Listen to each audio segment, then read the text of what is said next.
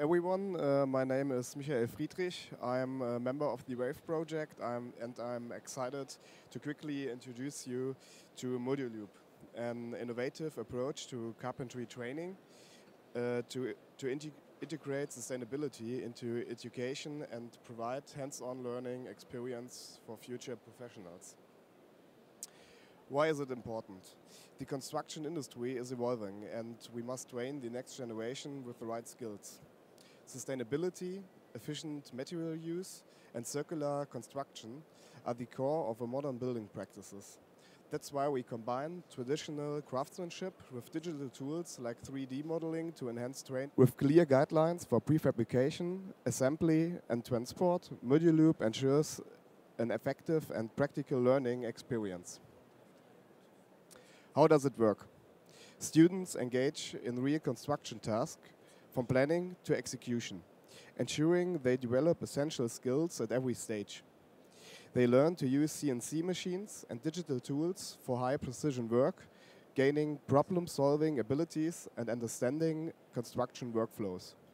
Prefabrication plays a key role, allowing for flexibility in design while improving efficiency and quality assurance. ModuLoop also introduced trainees to a modular framework, teaching them about statics and width structures. By working with prefabricated wall and ceiling elements, they gain valuable hands-on experience while exploring design customization. They also learn about weather protection and wood preservation to build durable, sustainable structures. The key feature of ModuLoop is its focus on circular construction. At least 95% of the components can be dismantled and reused without damage. This allows for relocation and reassembly at different training centers, providing hands-on experience in resource efficiency. The modular design makes transport easy, expanding training opportunities. We continuously improve the project through feedback and evaluation. Insights from trainees and instructors help refine the training concepts, ensuring the ModuLoop remains relevant and effective for future courses. What impact does ModuLoop have? Is it part of a large-scale construction system over 10 meters high and 30 meters long, composed of multiple reservable modules. This overall structure solves German fire and sound insulation standards while addressing the growing need for social housing. ModuLoop is a strong example of how sustainable timber construction can be effectively implemented, serving as a reference for policy development. So, what does this mean for the future of carpentry training? It means that we can prepare professionals with hands-on experience in sustainability and digital planning, equipping them with the skills to tackle the industry challenges. I look forward to further discussions and your questions. If you're interested to bring ModuLoop into your institution, let's connect. Thank you for your attention. Je propose maintenant que ceux qui sont intervenus viennent nous rejoindre. Je ne sais pas, il n'y a que 2 chaises, mais peut-être ici à l'avant pour voir s'il y a des questions de l'Assemblée. Est-ce qu'il y a déjà des questions que vous souhaiteriez poser? Non, je ne vois pas de main levée. Donc je vais peut-être moi alors en poser une. Elle va s'adresser à justement ICO. S'il y avait moyen, Olivier States, que vous vous rendiez ici devant, comme ça ce sera plus facile avec un petit micro. Oui. Voilà, la question qu'on envisageait de vous poser, c'est qu'on sait qu'au niveau de la construction bois, elle est quand même sous pression avec une empreinte carbone qu'il faut respecter de plus en plus et des prix de vente qui sont à maîtriser. Et donc, comment est-ce que vous arrivez à optimiser tout ça en tant que promoteur, puisqu'il faut à la fois faire attention à l'empreinte carbone, mais également à des coûts maîtrisés?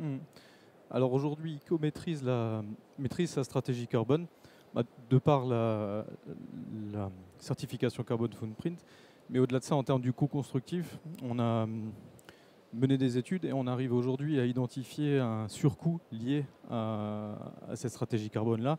Donc par exemple, aujourd'hui, sur du moins 20%, comme on le fait sur l'ILO 14, on identifie un surcoût de 3%.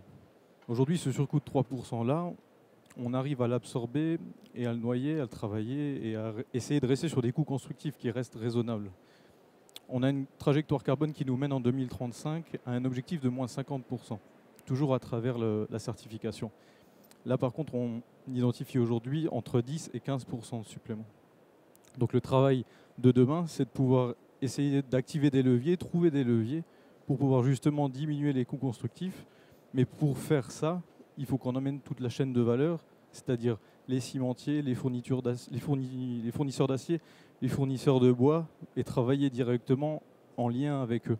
Sans ça, on n'arrivera jamais à réussir à maintenir des coûts constructifs qui resteront malgré tout compétitifs par rapport à d'autres. Tout en sachant qu'aujourd'hui, à Luxembourg, on n'a pas d'imposition liée au carbone, chose qui devrait arriver d'ici 2 ou 3 ans, comme la RE 2020 le fait aujourd'hui en France. Et l'ensemble des promoteurs et constructeurs vont devoir s'aligner sur la stratégie carbone et donc diminuer significativement en fait leur impact carbone sur les projets qu'ils vont devoir construire.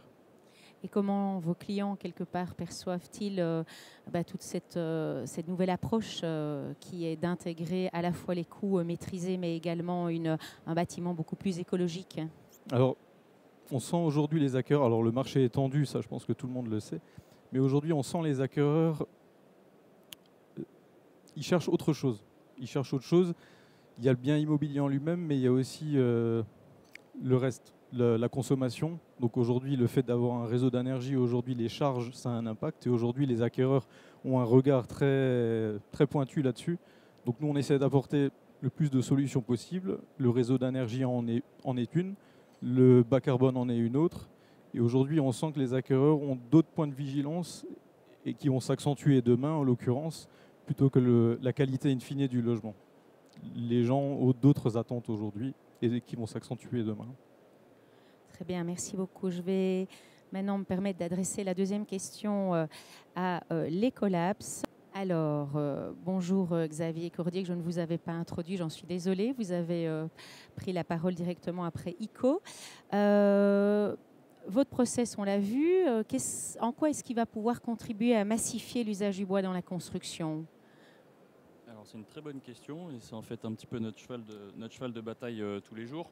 Je pense qu'il faut comprendre que dans la construction, on va terminer sur un chantier après avoir préfabriqué quelque chose en 3D pendant pas mal d'années en conception avec les architectes, etc. Mais on va quand même finir sur un chantier. Et aujourd'hui, les entreprises qui sont sur chantier, c'est principalement les entreprises générales qui coulent du béton depuis Mathusalem, j'ai envie de dire.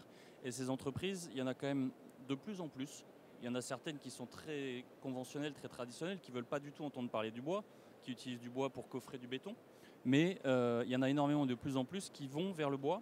Et en réalité, elles ne vont pas vers le bois parce que c'est bas carbone, évidemment, elles en ont besoin dans la nouvelle taxonomie qu'on a, mais c'est parce qu'ils y trouvent en fait un gain en termes de compétitivité. Et aujourd'hui, sur le Grand-Duché, on a un gros problème, c'est on n'arrive plus à trouver de main-d'œuvre qualifiée, on en trouve de moins en moins. En France, ça va devenir également de plus en plus un problème avec les nouvelles législations qu'on va avoir en matière d'immigration, etc. Parce que la main-d'œuvre en France dans la construction, c'est principalement de l'immigration sur chantier, et c'est une bonne chose, mais il y en aura de moins en moins, et donc les entreprises générales vont avoir des problématiques à livrer les chantiers. Et donc aujourd'hui, en faisant du hors-site, en fait, puisque c'est ce que vous avez vu au travers de la présentation, on est en capacité de convaincre des gens qui jusqu'à maintenant ne voulaient pas du tout entendre parler de bois. Et donc cette massification, elle va passer en partie, mais pas que, par ces acteurs que sont les entreprises générales et qui gèrent des grands chantiers et qui sont capables de gérer des délais et des budgets. Je vous remercie, vraiment. Je vais poser ma troisième question à Madame Pêche.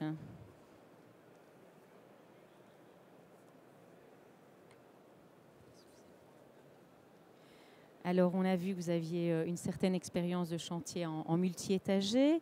Selon vous, qu'est-ce qu'il faudrait imaginer comme innovation récente qui vont permettre quelque part de gagner du temps et donc de réduire les coûts sur chantier? Alors, on voit que par la préfabrication poussée, on gagne déjà beaucoup de temps.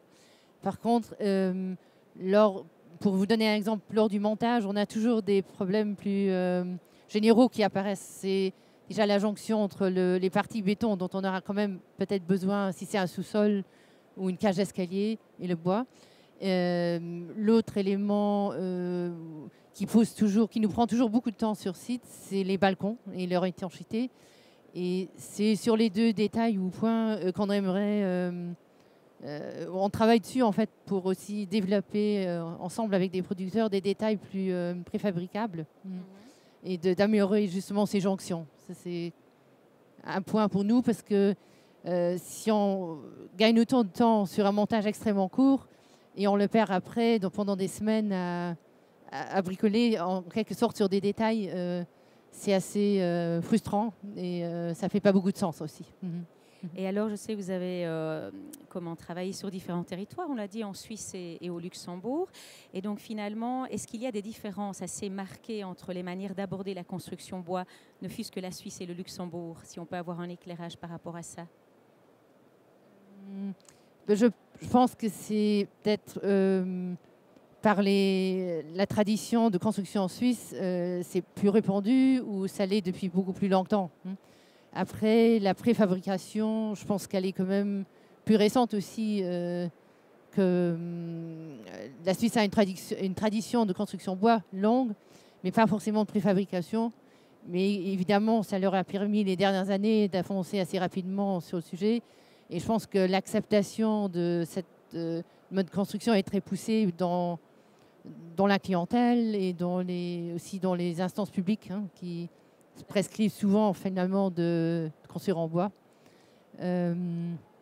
Voilà, je pense qu'il n'y a pas de différence capitale, mais en tout cas, plus historique peut-être. Oui. Voilà. Eh ben, merci beaucoup et je vais donc maintenant céder la parole à mon confrère Ralph Köhler qui posera les deux autres questions.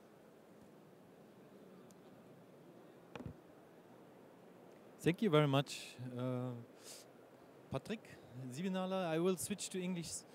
My question, Patrick, is we're working since 2023, I think, on your project, and it's very interesting. And the question is, what is the biggest challenge from your own experience for the scalability of your model houses in the market and in the comparison of the conventional wood construction projects that you're working on? Could you a little bit explain your experience on that? Oui, bon, je vais parler en français, je pense que c'est peut-être plus facile. Donc, ça fait certainement déjà un certain temps qu'on travaille sur le projet et comme on a vu dans le concept qu'on a développé maintenant, il y a que 4 surfaces qui sont possibles dans le projet. 30 mètres carrés, 60 mètres carrés, 90 mètres carrés, 120 mètres carrés. Et je pense qu'on a vraiment vu que le projet doit être beaucoup plus flexible. Donc il faut développer le projet à ce qu'on puisse répondre à toutes les contraintes qui sont définies maintenant dans les cahiers de charges officiels du Luxembourg. Donc il y a 12 typologies auxquelles il faut pouvoir répondre. Ça, c'est une chose. Et une chose aussi, c'est que ce qui me semble vraiment important dans notre projet, c'est qu'on veut développer un projet qui est juste un gros œuvre, en fait. Et après, les cloisons sont évolutifs. Donc là, la question la plus importante, c'est vraiment la question de l'interface et de savoir comment je peux facilement, en fait, déplacer une cloison suivant une modulation dans le projet. Comment je peux faire évoluer moi-même le projet sans le détruire. Donc c'est vraiment l'idée de faire des interfaces peut-être qui sont seulement bois-bois et qui peuvent être facilement démontables et repositionnées dans l'espace. Okay, what could be the next step in involving your project idea from a digital solution to a real product? What is the next step in your perspective to realize the scalability of these models? Je pense que les prochaines étapes, c'est vraiment de développer le projet aussi pour être en fait, ce que nous on trouve toujours, c'est la construction aujourd'hui, elle est toujours très archaïque en fait. On est sur chantier, il y a beaucoup d'aléas, il y a beaucoup de corps de métier qui sont sur chantier. Et je trouve que là, c'était vraiment très intéressant dans la présentation de l'éco aussi, c'est qu'on voit en fait des robots qui construisent des cloisons. Donc je pense que nous, on veut aussi arriver à ce que la construction soit beaucoup plus un produit préfabriqué comme la construction automobile, comme la construction navale ou aussi aéronautique. Donc c'est la nuit en fait que je viens en chantier et que je fais juste un assemblage. Je ne fais plus de travaux sur chantier en fait. Okay, thank you very much for your contribution. Paul Rigaud from the company Luxscan as part of the Weinisch Group. The question is, how can your technology accelerate and optimize the increased use of wood in the wood industry? La première chose à faire déjà, c'est d'être rentable sur une production pour produire plus et construire plus en bois. Et en fait, le scanner, ce qui est intéressant, c'est qu'il va permettre au client en fait, d'améliorer son rendement matière, mais aussi la qualité de ses produits sur sa production. C'est le bon mix, la bonne balance des deux qui va faire que derrière, la production va être plus rentable. On va beaucoup aider aussi nos clients à pouvoir produire dans les campagnes en fait, parce que dans les campagnes on a beaucoup de mal à recruter des personnes qui veulent porter des planches, des plateaux de chaîne de 50-60 kg tous les jours à manier. C'est des choses qui ne se font plus quand la ligne est automatisée. Le scanner va permettre aussi d'avoir des plus gros débits en sortie de production pour nos clients. Ça c'est aussi important, si on veut produire plus avec du bois, il faut aussi avoir les infrastructures qui suivent. Pour pouvoir produire plus. Donc en fait le scanner répond un petit peu à tous ces besoins d'un point de vue économique et aussi d'un point de vue production pour produire plus en bois. Thank you very much. Luxembourg is working on an own AI factory, and in the future we're supporting companies especially to foster AI technologies in further processes.